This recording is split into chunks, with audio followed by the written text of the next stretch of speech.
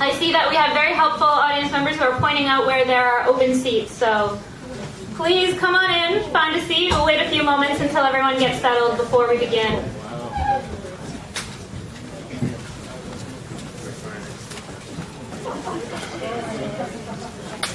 Not disturbing you, am I? Not disturbing you. Sorry? No, that's fine. Oh, you're taking movies?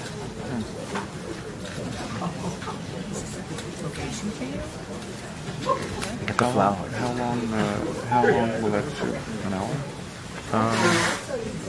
An hour and a half on each card. Wow. So All right, well, welcome everyone, and good evening. Once again, my name is Angela Kelly, and I'd actually like to start by thanking you, Joseph Gerson, as Joseph acknowledged many of the co-sponsoring groups and individuals who made this evening possible. I think we should also recognize his leadership.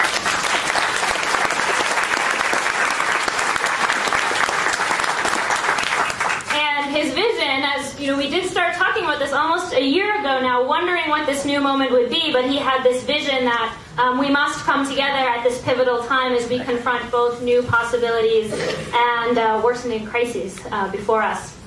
So the theme of this evening's panel is the challenge before us, of which there are many, and they're both complicated and interrelated, as Joseph pointed out in his welcome. So as we look ahead to the ways we can confront the intersecting challenges before us, and as we strive to find new ways and new strategies for renewing and expanding our activism in these uncertain times, we are very fortunate to have two extremely eminent and esteemed leaders here to guide our thinking as we kick off this conference this evening. But before we get into our keynote panelist remarks, which I know we are all very eagerly awaiting, just a few practical announcements. It seems like we must be doing all set for seating. If there's anyone else in the hallway, please do come in and find a seat. There's seats in front, back. Folks in the audience will continue to help guide stray folks in. Just want to remind everyone or announce, if you haven't seen in your program yet, that after the panel this evening there will be 3 breakout sessions where we will have the chance to go deeper into the issues raised by our speakers this evening. And it will also be a chance in the breakout sessions to continue to build and strengthen the relationships among us, which we know are really what's key to sustaining our movements and alliances going forward. So just to be thinking about it as you're listening to the speakers, the topics and locations for these breakout groups are in your packet if you have one, but if you don't, there will be a group focused on processing this panel discussion. I'm sure we'll have a very rich and intense conversation with our speakers, and that group will stay right here in room 104. There will also be a group focused on organizing, on how we translate what we hear tonight into strategies for action, and that conversation will happen in room 112, which is down the hall in this direction, to my left and your right. And finally, there will be a third group focused on Obama, the Obama era, how we engage the Obama administration, the movement that put him into office. And that group will be meeting down the hallway in this direction, to my right and your left, in Pearson 106. So please do stay and join us for those discussions so that we can continue these vital conversations. And please join us tomorrow as well for the full day. We'll be starting with refreshments and tabling and registration at 8 a.m. in Cabot Hall, which is at 170 Packard Avenue. It's at the top of the hill. I also want to let any students or young activists who are here know, if you haven't heard, you're invited to come back again on Sunday morning between 9:30 and 10:30. We'll have a brunch followed by a session with Tom Hayden and some organizing and strategizing specifically for students and young activists. So if you can't come all day tomorrow, please do feel welcome to come back on Sunday morning, and that will also be in Cabot Auditorium. And finally, I'd just like to call your attention to a few of the many great materials in your packets if you have one tonight, and if not, you'll get one tomorrow. As Joseph mentioned, it's very timely that we are meeting here today after hearing the announcement of President Obama's policy and plans for Afghanistan, which are certainly troubling for many of us in the peace movement who want to see that occupation also ended, as we know there continues to be great suffering for Americans, for the Afghan people, for the world community, and for the global economy. For each day, these wars go on and on. So please do take a look at the call for national action for peace in Afghanistan in your packet. We're encouraging calls to the White House. The comment line is on there. We're also encouraging folks to march with many of us within United for Justice with Peace, the AFSC. Many of the co-sponsoring organizations are also endorsers of the march next weekend on April 4th in New York City, the theme of which is Beyond War, a New Economy is Possible, so a way to link together many of the issues on our mind, just as we will do this weekend.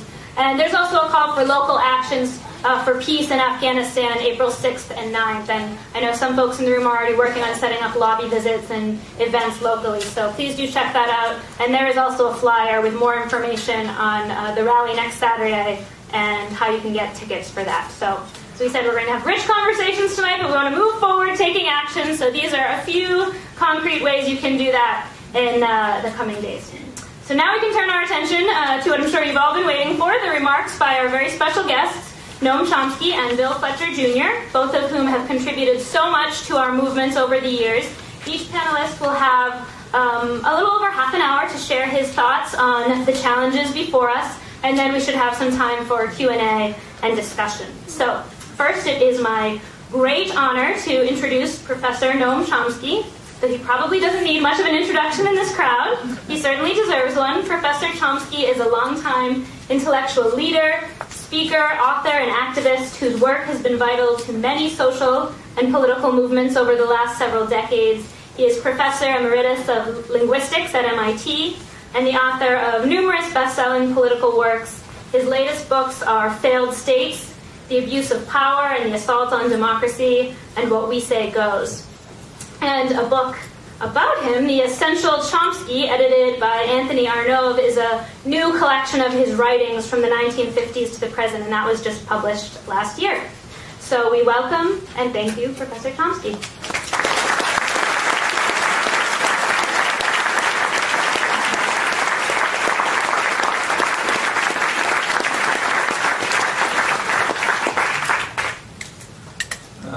How's that?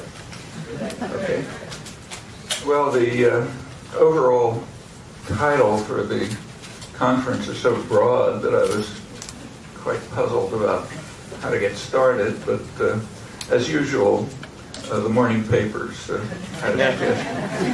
So the lead story, as you heard, was that President Obama announced his new Afghan policy, actually what's called AFPAC policy, Afghanistan and Pakistan. That's actually a good name. The distinction between Afghanistan and Pakistan is imposed by British imperial power, what's called the Durand Line, which cuts right through the Pashtun territories, the most troubled regions. And the people there have never accepted it. They don't accept British imperial decisions.